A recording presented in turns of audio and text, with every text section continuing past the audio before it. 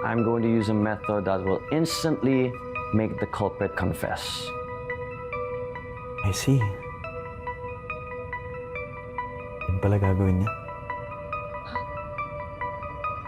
Simple lang ang hinihingi ko. Eat your donuts, then we're done.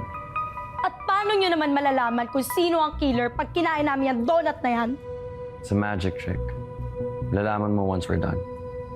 Mas papabilis ang process natin kung makipag-cooperate kayo sa kanya. Madali lang naman ang pinapagawa eh. Tsaka walang lasa ng mga donuts na yan.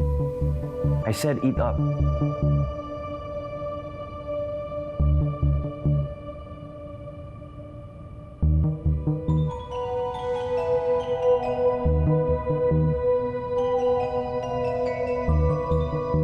Is there something wrong, miss?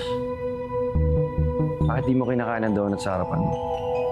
Pero sa lahat ng nangyayari ngayon, I don't think kakayanin ko pang kumain. By eating your donuts, the two of you have proven your innocence. While you have shown guilt by not eating yours. Pareho pala tayong suspect. Ako rin.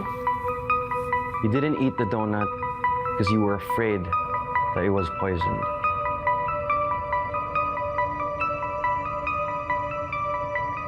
Right? And that also explains why you use fork and knife while eating your donut.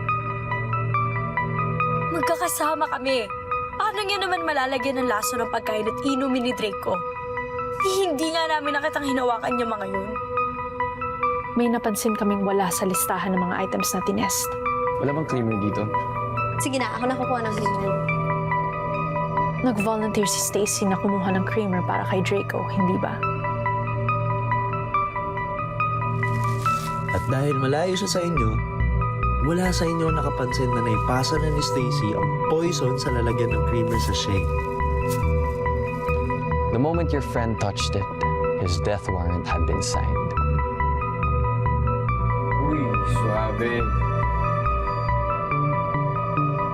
At para hindi ma-detect ang poison sa fork and knife, ay pinunasan niya to ng tissue bago pa tuluyang umepekto ang lason kay Draco.